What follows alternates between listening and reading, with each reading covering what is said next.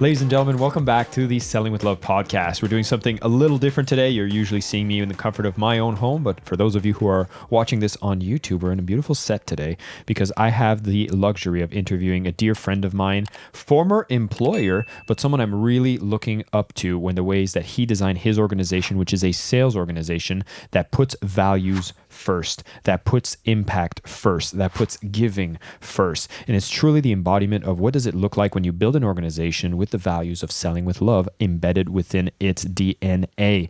John Abbot is with me. I've had a chance to speak on stages from events that he's put together around the world. I've even went as far as to actually go work for you. I work for John because I wanted to see what did it look like to be a part of his organization and to sell within his organization. I've been doing sales training, sales teaching, and a sales podcast, but I hadn't been in the role of sales in a long time. And knowing John was running this organization, doing some campaigns, I jumped on the phones. I did some of the promotions, which are with clients such as Tony Robbins, which I'm sure a lot of you know, selling coaching packages. And I truly love the way they train their salespeople, the values, the model that they sell with is absolutely beautiful and genius, which is why it is my absolute pleasure to bring him on the show to talk more about the man, the business, and really the movement that he's creating within the industry of personal growth. John, it's a pleasure to have you here. Man, that was delicious. Was it? Yeah. Woo. I could just sit there and listen to you all day, to be honest. Just beautifully aligned conversation that is hence why we're here, and hence why we've been in so much conversation. And I think it's been like 6 years. You've been on our stage in Barcelona. Yeah. Barcelona in the Pyrenees Mountains. We were doing an event called Freedom Fest. Freedom X Fest. And Freedom X Fest. Yeah. And I'm not even sure how we connected through that. I think we would have been at Mind Valley events together. Yeah, we ran into each other actually in Croatia. Yeah. Yeah, and at the Mind Valley University there. Yeah. Kind of bumped into each other, kind of spoke there. We had Dorota and you and me, and we're sitting down, we're having a conversation. And then we were like, hey, we're doing this Freedom X Fest. Would you guys like to kind of do something? And we'd actually sent some people to Mind Valley University, and you guys were, yeah, let's see if we can cross-promote this. And then you go, actually, I'd love to come on your stage. Come on. Like it was great. We had 100 speakers over 5 days. Yeah. And we rocked that mountain. Like it was crazy. It was a good time. So, I mean, I think this was back in 2018. Yeah. That makes it 6 years ago. And and then we've always stayed in touch. And then I got to discover more about what your core business is. And you run a sales agency. Like your company basically helps organizations, particularly in the space of personal growth, to bring on a sales team for hire for campaign to help them convert a lot more of their leads, people in their ecosystem, into transactions. Would that be a fair kind of 3D description of your main business right now? Yeah, I would add to that we actually came from a marketing agency. Like I was running and putting people on stages, specifically Roger Hamilton in 2006, 2007, 2008, 2009 in Australia, all the way to 2011, I was his promoter and filling up his events. So that's where I came from.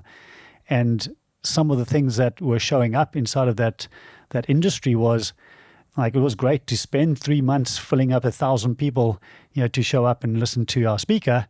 And then some of our speakers showed up and they did great, and some days they didn't do so great, and you put a huge amount of time and effort and energy, and then the conversion rates are so low that you barely covering costs and everything else. It makes sense over time and distance because it kind of averages out, but it was a huge amount of energy for some time, a very, very low return. And I was kind of thinking to myself, and we tried a bunch of models, how do I speak to the 80% of that 1,000 people, like 800, 900 of people who didn't buy anything, but they've just had an amazing experience. You could see they were totally engaged. They were like pages of notes and like really part of the conversation. And this was multiple speakers I was working with. And then nothing. And we tried follow-up process and all that type of thing. And that started the mind going, like, how do we re-engage? How do we reconnect with the audience that allows us to find out what the hell happened? Because a lot of times you sit in these events, and you've been running them and sitting in the audiences as well, listening to some of the speakers, and you hear them, they present so well. Their content really lands, and then they transition into a sales pitch, and everyone goes, it's a bit icky. This is feeling, oh, here it comes. And like everyone's getting tense, and I'm sitting up, like, here it comes again. Like the energy shifts in the room, and then they do the pitch, and it's awkward, and people don't buy it. And it's not because the content isn't, it's just the way they delivered the invitation. And because in their mind, they had to go into a sales pitch and do this, structural thing that is like so, overdone in this marketplace, and they're learning from those who they've watched and learned from, because that's the way that they sold. And we all know that everybody has their own natural ability and an own natural way of having conversations and inviting people in to work with them. And if you try and put on or mimic somebody else's thing that doesn't fit you, it doesn't work. And people feel it. You feel it as a presenter. Everybody, including the crew, are cringing, and it doesn't work, and then nobody buys. And so, yeah, I just, like, those were some of the ickinesses of this industry that I was like, eh. I have to jump in there because what's very interesting is, I've been to a lot of seminars. I've seen the pitches, the cringy pitches as well. But there's a lot of sales gurus that will teach you kind of the aggressive alpha sales method, and it converts a certain type of person, but the average audience is very repelled by it. And like, as someone who's like, I'm thinking of myself like in my early 20s, when I'm watching these guys like talk about sales and like, oh, they look so cool selling. And one of the things that I would get sucked into, and I think I've done this a lot myself, so I'm not claiming to be innocent on this, but it's like pitching for the sake of the pitcher looking cool, as opposed to pitching for the sake of getting people to transform, is a fine line. Because I've seen even myself, like people would come to me and be like, Jason, how do I pitch better? And I can, like, off the cuff, I'm really good at just coming up with a pitch. But the pitch makes the listener who wants to learn to pitch to be like, wow, that sounded cool. It makes me sound cool. But it's not always the most effective for getting the best out of an audience. And I think you've probably witnessed that, where the person goes, they pitch, and the results probably aren't as good as we hoped for. So you're leaving a lot of gravy on the table. That is a big point, but also you're leaving a bad taste in the mouth of all of these people who didn't buy, and they don't take action. They kind of go home, they go, like, oh, it sounded so good, but doesn't feel good. So you actually leave people unserved who absolutely wanted your product, because what you presented and how much you gave through that presentation really landed, was genius, really touched their heart, and their knowing of a better future for themselves, for whatever they're talking about. And so these were some of the questions that I was constantly asking.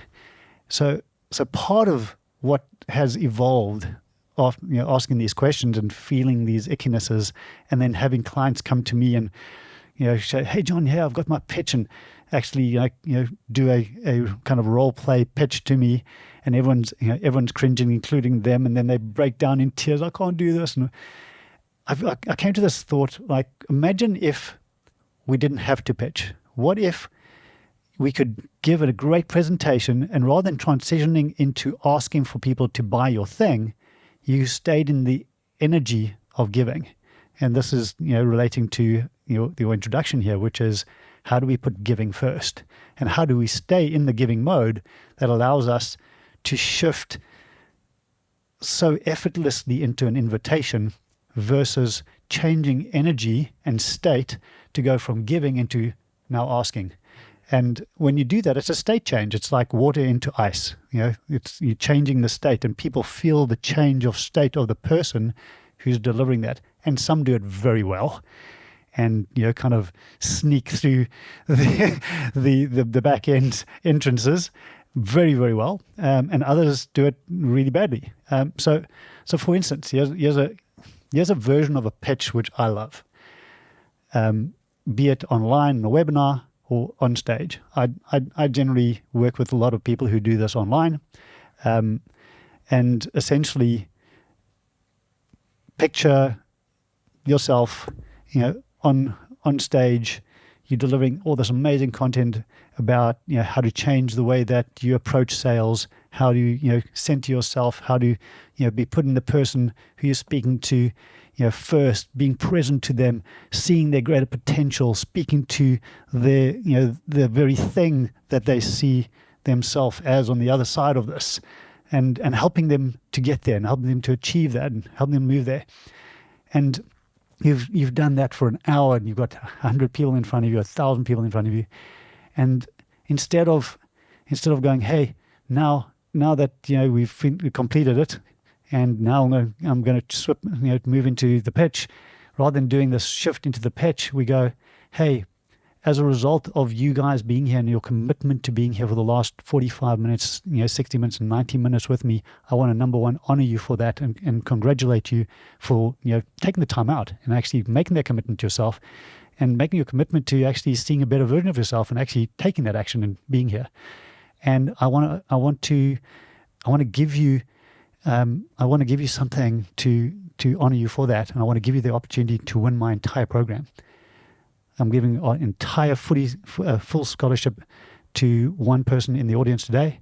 All they've got to do is put an application in and tell me why, number one, this program is something that you really truly wish to get hold of or attend, and how you see your life changing, or how you see yourself affecting the lives of others as a result of getting this training. And you invite people to do that. A very different pitch when you're not asking for anything other than their application, and then you're giving some more for them to actually take the time and effort to do that. Because now we start to get to really understand who your audience is, really understand what they really truly want, understand the value they see in you and the program. And now we can evaluate that and see how those applications come through, and we can sit and be in a conversation of assessment versus a conversation of sale of, oh, you want to buy my program? Great. This is the program. This is, these are all the benefits, blah, blah, blah. Oh, yeah, but what about this and what about that? And like, people go into that and sell me. Instead, they're applying to win your program, and they go into an assessment call to see if they're going to win, or if they have a second prize, which could be a certain amount of funding or whatever else towards their program. So that's how we shift the energy, by actually just saying, what if we come from this amazing place of abundance? Because scarcity will not allow you to do this. If you're scarce, if you're running the scarcity mentality about, oh, what if I don't sell enough? You're never going to do this. But if you come from this place of true abundance and go, actually, what if I could affect somebody's life in such a profound way by giving them the program? And one of those people who are the 1,000 or the 100 or 500 people who are in my audience right now are going to be that person, and I get to choose them, and they get to choose me. And we get to give them, the potential of learning all of this content and transforming their lives through this educational program that allows them then to transform hundreds or thousands of people's lives as a result. This is the ROI that we talk about, is the ripples of impact that we create as a result of the giving, which equals the return on investment. There is a balance between this, and that's why, for me, it works, because we are able to build in giving into our profit margins right up front. I've been a part of this model, and it's highly effective, and it's very energy aligned. I know exactly what you're speaking about with the state shift, but the going into just a giving state, and I need to elaborate this for everybody else, because this is something anybody can actually use, but there's ways that you execute it in a way that for someone who just wants it handled, I know your agency does this brilliantly, because once people apply, you pick one winner, but you're also left with so many applications, everybody who's shown interest around wanting to get the value from your program. And what's very, very subtle but significant is the conversation now isn't about features, isn't about price.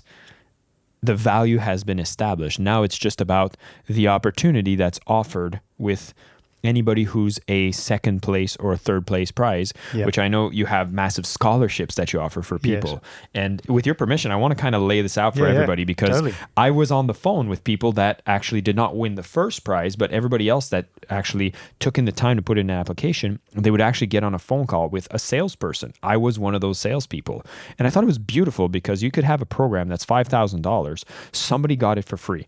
But everybody else, you could offer, say, a $2,000 discount as a scholarship for anybody who took the time to apply. And I think that's a fair exchange in the launch model. And so I could have a conversation with people, say, hey, we've already announced the first place winner, but as a second place prize, we do have a $2,000 scholarship just because you took the time to apply. So I just wanted to, again, just reconfirm everything you've put in and just see if they had any more clarification questions. And what we've done is made this accessible as possible to you so that if you want to pay in full, you get to apply the full $2,000 scholarship. If finances is a bit of a struggle right now, we've actually made it available where payment plans are here. You do have to pay a little bit of a premium if you use the payment plan, but we are looking at the options and seeing how we can meet you where you are at.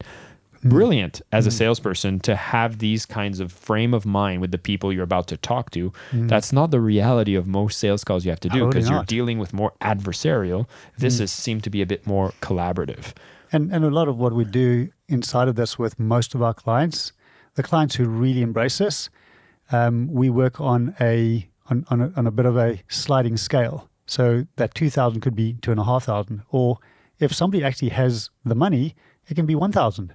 So we can actually play with that. In fact, we've had many people apply and ask to pay full price and ask that some of their funds go towards help sponsoring and helping other people who actually need it more. Like that, when those people come through, we send those back to the speaker who we're representing, and they get often an interview and whatever else, because these are those beautiful gems of human beings who are out there who can see that a model like this is actually supporting far more people to get access to these tools and often life-changing tools for the people that they're serving, and they show up that way. But what I love to see in the conversations that we're having is that the job of the assessment officer, we don't call them agents, these are assessment officers, or we're going through a qualification process, is to utilize the funding to work with the person to get them to a stretch and not a stress. And I say that from a place that we represent a lot of people who have come through stressful businesses and stuff like that, and they're exiting those to become coaches, or they're in health, they have some health risks, and we're actually, we're representing beautiful speakers who actually help people, get through cancers and all sorts of things. So we're actually representing extraordinary, programs of retreats around health and fasting and stuff like that. And sometimes the people are under a lot of stress already. You don't need to throw another financial stress in here. So can we get them to a stretch so that they show up? Because we want them to show up. And can we make sure that we don't leave them in a worse place? We got to leave them in a better place than where they were when they came in. That is every single agent's number one end result. No matter if they buy, don't buy, we get them to a stretch, whatever it is. How we finish that and how we leave them is more important than anything else that we do on that call. Yeah. God, this is why I wanted to talk to you, man. Because I speak about this so much. Whereas okay, you're going to have 100%, 100 people, you'll have 7%. They just buy. They're ready to buy. It's right time, right product, right offer. Great. Yeah. Then you have I don't know, a 60% that it's either not the right time or they just need a bit more information. And the sale might not happen immediately, but you might have the sale happen within a couple months, etc. But you want to maintain a good rapport with them. You don't want to go and squeeze them, because you might get an extra 2% of sales right now, but you'll alienate everyone else and they'll hate, and the brand will be ruined in the process. Yeah. And then you have maybe that, call it 30%, 40%, that's just, they're just not in a position to buy. But you have an opportunity to make everybody a promoter. You have everybody that could be a raving fan and someone that goes out and spreads goodwill for you if they're not able to spend the money. And it breaks my heart when people are just about, it's convert or time-wasting assholes. I've seen that in sales. And you come in and you're like, no, there's a way you can make sure that everybody's left being better. And gosh, it doesn't take that much effort to do that. It just you just need to care. Yeah. And I think that the industry's been plagued with a lot of people that don't care. But I'd be curious, you could have been doing everything. You started as marketing. Now you're doing this in sales. Why do you care about bringing this model forward? I feel that my history of coming from Africa is part of this heartfelt connection to people in Africa who just have nothing. Like, and they have the biggest freaking hearts. They will literally work for nothing for a greater cause and will to fulfill a purpose. And I feel that that's ingrained in my being. I can't pull that out of me. Like, that's just there. I've come to live in Indonesia. I've been here for 14 years, and I see extraordinary human beings living on, small amounts of income. And I always wonder, how do we get tools into the hands of these people who are so freaking passionate, so dedicated, so motivated, and they're doing it with or without any help. They are out there and they've got their sleeves rolled up and they are helping people in far greater need than themselves. And using the tools that they have available, they've worked out on the job in the best way they can. How do we get life-changing tools or like transformational tools into those guys' hands? And that's really where my passion comes. Like, if I can affect enough of those are already affecting thousands around them. Like examples of that, I'll give you one example. Because like there's hundreds and hundreds of them that I get to see every single month. And we give away so many programs. It's so I am so grateful that I get to see these programs landing into the people's hands. Like there's this lady. This was one of the first ones we did with one of our clients about 2 years ago, and I remember it so well because I read it and I was bawling. Pretty much like when I first actually started doing, working out this method, like I was so overwhelmed by the applications that people would put in. And like I would be crying quite often reading these applications going, oh my God, like how is this going to change this person's life or this person's child's life or their health? And like people you ask them to tell you why and how this program is going to change their life. They tell you, and it's incredible. So this woman was out of Nigeria, and she had come from the prison. She had been in prison as a female. It's these petty theft in those parts of the world that are heavily hit. Like, you do a petty theft, you go to jail for years. And she had a child, and they separate mothers from children when they put them into the prison system. And she beat herself up so badly. She came out, she needed so much rehabilitation to allow herself to forgive herself for what happened. And she was stealing because she had no money for food for her child. So like how is that not going to mess with your brain? So she realized while she was there that there were so many people in the prison system, in the female prison system, who were in the same situation. So she was like, holy shit. After her rehabilitation, she said, I can help these people. She started an organization. She had 26 people she had trained up going to, these female prisons, Nigeria and surrounding countries. And they were making like tiny money, like they were just literally doing it from the love of their heart. And all the 26 people were people she had already rehabilitated and helped them come to peace with what had happened and all that type of thing. And wow, how does that shift human beings and the way that they connect then with people when they come out of those systems, and et cetera, et cetera, et cetera. Incredible. She put an application in. And we were giving away the whole coach mastery program and everything else, $15,000 worth. No chance in the world to ever get access to that. And we read the application, and we ended. She was one of actually we gave about 6 away than the very first one. There were such incredible applications on there, and we continue to actually. It's been amazing. But she was one of those standouts, and we didn't just give it to her. We gave it to all 26. It was like, wow. Like that's been 2 years in the running. They've been showing up and they're learning and they bring those tools in, and their ability to help people through, using much more powerful coaching techniques to help people get through this stuff has been life changing and just accelerating the way they can do that work. Like, those are the stories that just get me jumping out of bed every day, going, who else is going to be showing up where we can support that? And of course, that's just that's like the extreme end of that. But that's the impact. How do we create massive impacts? These ripples of impact that aren't about us. It's not about the person that we're doing it. It's the ripple of the ripple that they create.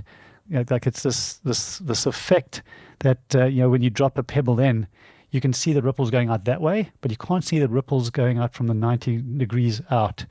Like, those are the ripples that I'm interested in, the ones that we can't see. Mm. Does that answer the question? Yes.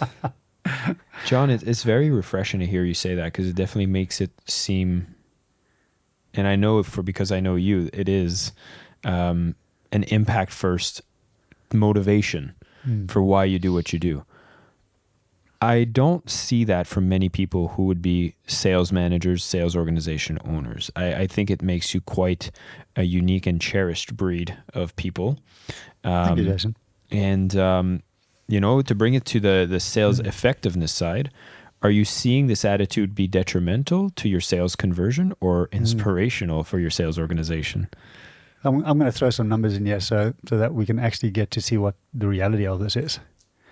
Every organization we work with, number one, is they're already profitable. Their front-end funnels work. People come in, they buy their program at full price and whatever else, or whatever discount that they're offering. That works. They run events, they make an offer, it all works. Where we generally come in and we make the first impact for them is the phase 2 of that. So those people who didn't buy, and we run a campaign, we invite people to put applications in, we assess every single one of those applications, we grade them, we go, who's the best ones, who would we shortlist as potential second prizes.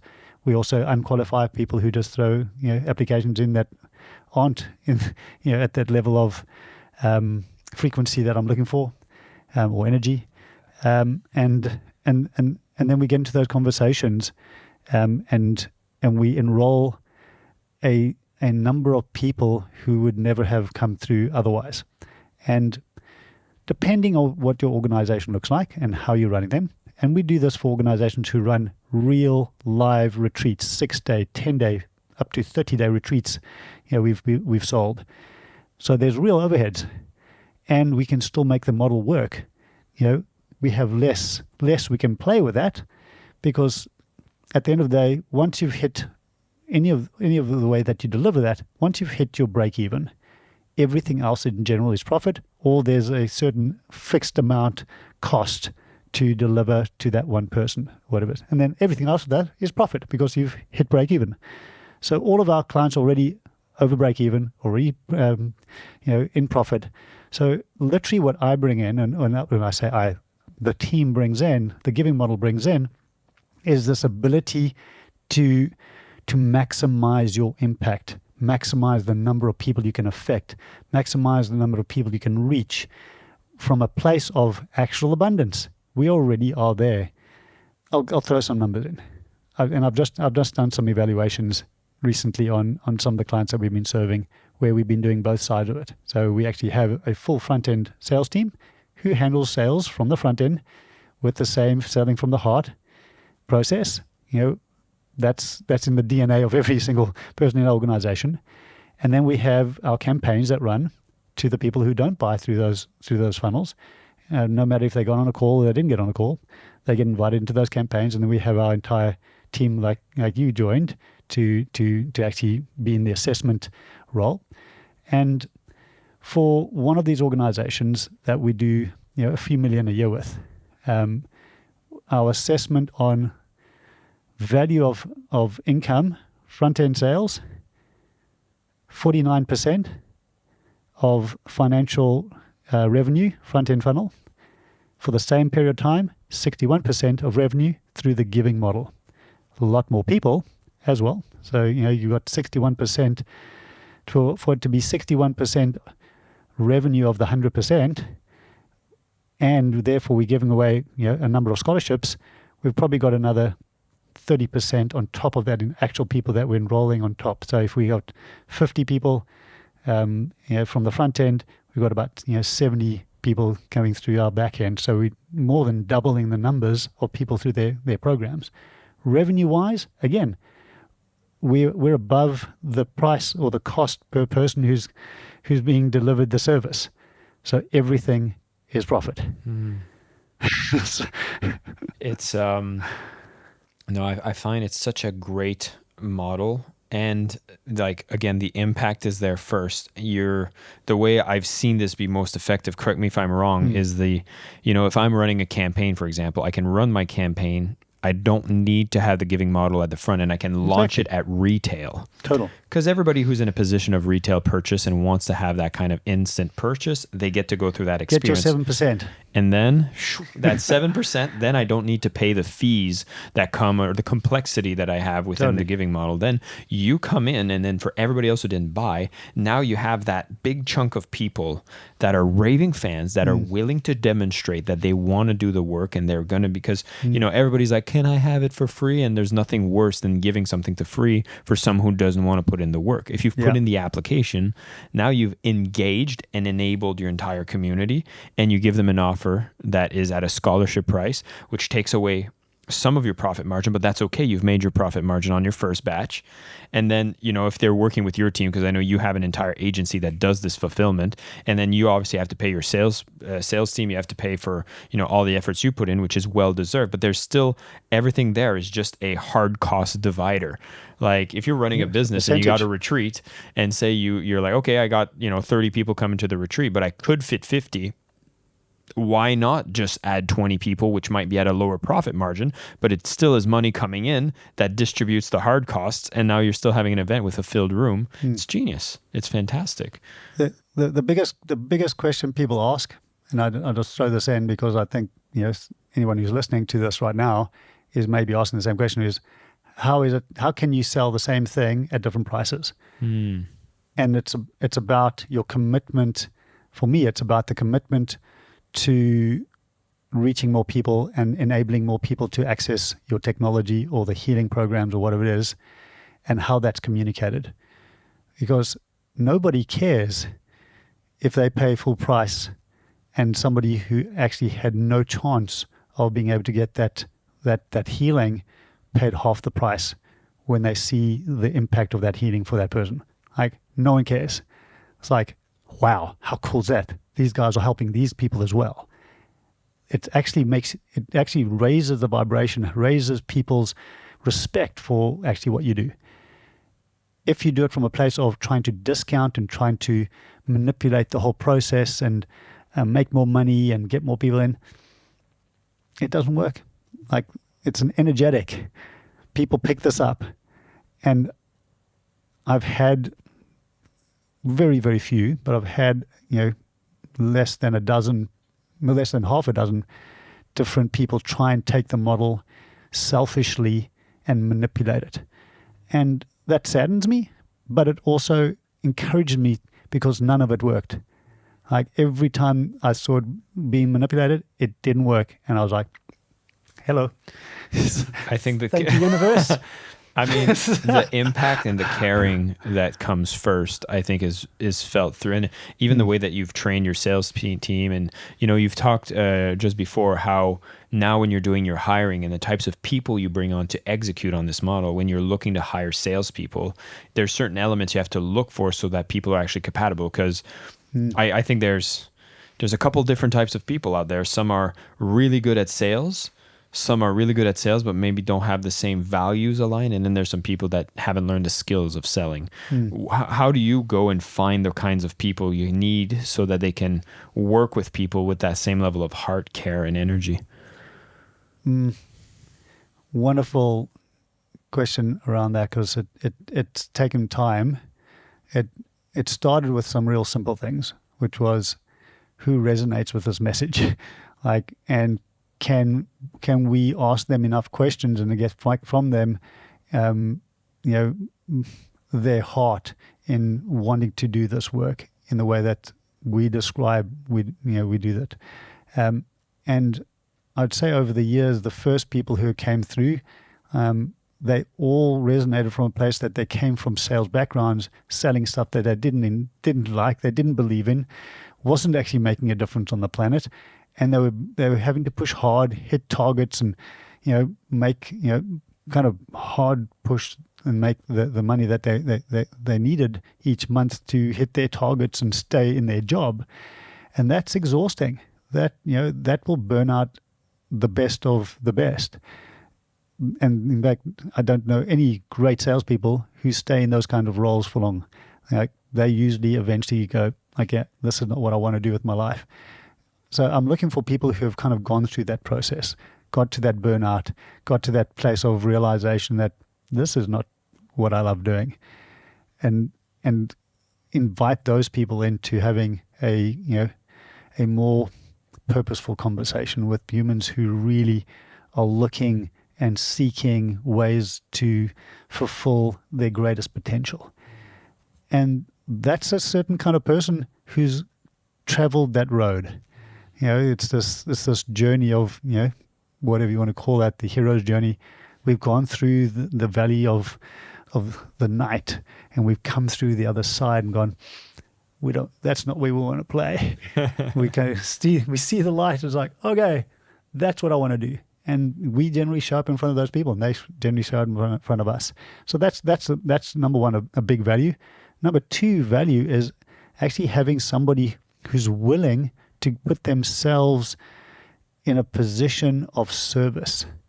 And that is, for me, like such a huge part of value that I'm looking for. Who is willing to demonstrate to me how they've put themselves in a place of service in the past. And I will ask that question in the interview. So, so service is high in your values. Tell me about some examples of where you've been in service to other humans to help them see their greatest potential, whatever. And we listen for that, and we're truly looking to see, is this person a fit? Is this person somebody who's willing to go the distance? Because sometimes you're going to sit with somebody who's in total breakdown because they're at stage 4 cancer, and we're having this conversation about, are you really up for shifting what needs to shift inside your mind, inside the stress that you're creating inside your body, and see a different path? Because there's a reason why they're sitting there. There's a reason why they're having this conversation. There's a reason why they showed up at this event.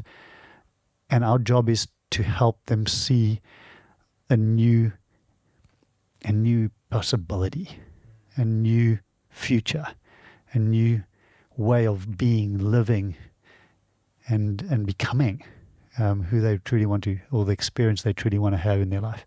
And those conversations you can't be selling. You've got to be present in service to that human. And sometimes you just got to hold them. And we hold space for somebody to be in a breakdown conversation in sales. Like, there's going to be a lot of people who are listening to this and they're in sales, and they're going to go, that sounds interesting, John. That's not the way I've been taught to sell. Well, that's okay if you're not selling something that truly shifts somebody's reality and experience of life. Yeah. Yeah. John, it's the only thing that's saddened me right now is I do know that you're actually driving your wife over to the airport very shortly, and I do want to respect your time, and I did make a promise on his time, but I would say this has been a wonderful conversation. I know that there's more conversations for us to have. What I would love to make sure that I get to answer as a question is the one question I ask all my guests, which is, what does selling with love mean to you?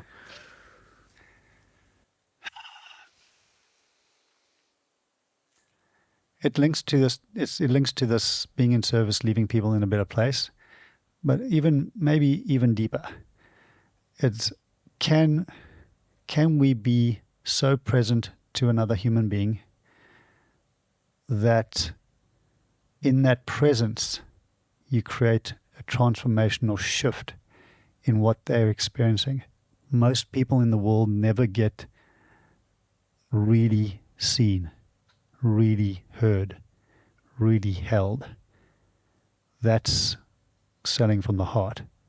Being able to be so freaking present and holding somebody through the fire for them to express what truly needs to be expressed, and for you to hear them, for you to be so present to see them.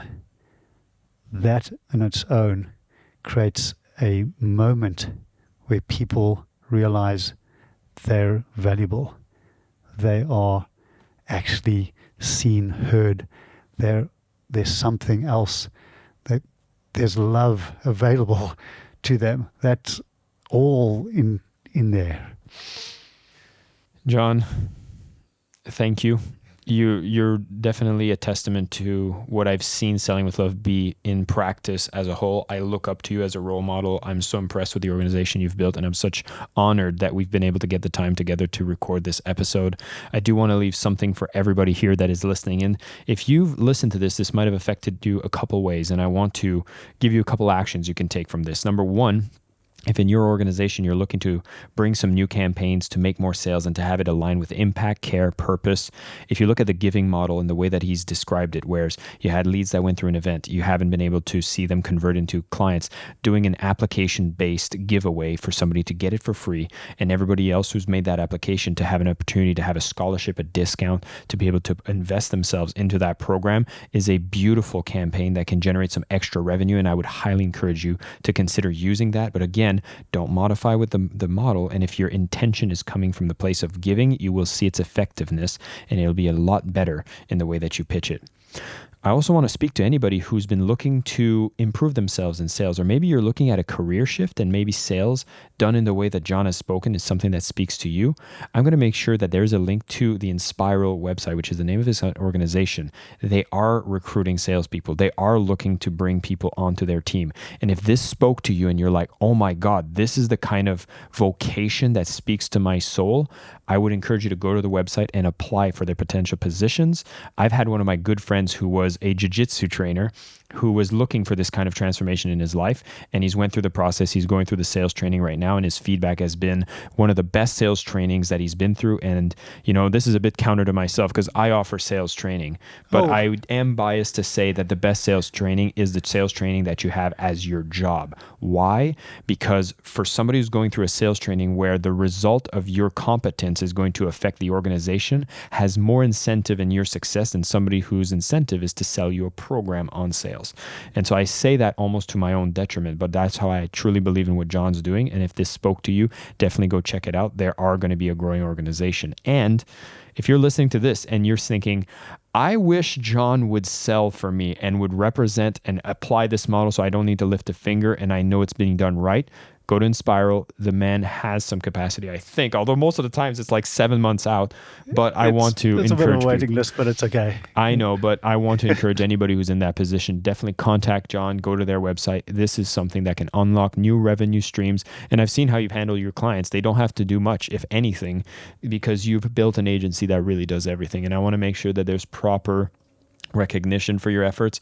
And for anybody who's been inspired by this conversation, definitely you're going to see some good stuff being done by John. Maybe I can throw one more thing in, Jason, which you don't know about. Oh, tell me. Which is Estelle and I, we've been constantly asked from many speakers and people who are kind of aspiring speakers and trainers to just help them actually get themselves launched, get themselves a product suite, a staircase, how to kind of put all those bits together, how to put the marketing together, how to have the conversations. And we recently, and this is in the last, since January, after trying to help people one-on-one, and we just don't have capacity to do that, we've decided to open up our incubator called Inspiral Incubator. So Inspiral.in is going to, you'll see that up very, very shortly. We're inviting people in. It's basically VIP backstage entrance into our entire organization. You get access to our entire team, our sales manager. You get to join our sales team trainings. You get to join the funnel manager mapping out funnels. You bring your funnels in. You get them mapped out with the team. So basically making our team available as a VIP access into seeing how we do it for the very, very best in the world. And of course, the other part of it is actually so many people in this industry are doing this alone, trying to work it out themselves. And I'm so committed to connecting these worlds together, because we're all trying to do, trying to create an end result which is the same, which is how do we evolve our human experience into one that actually serves all. And if we can start to collaborate together and actually put all of the different people doing different things, now we're going to start creating partnerships. We're going to start having people support each other. Sometimes you may not even continue with the organization because you want to jump in and work for somebody else, or they're going to come and jump in and work with you.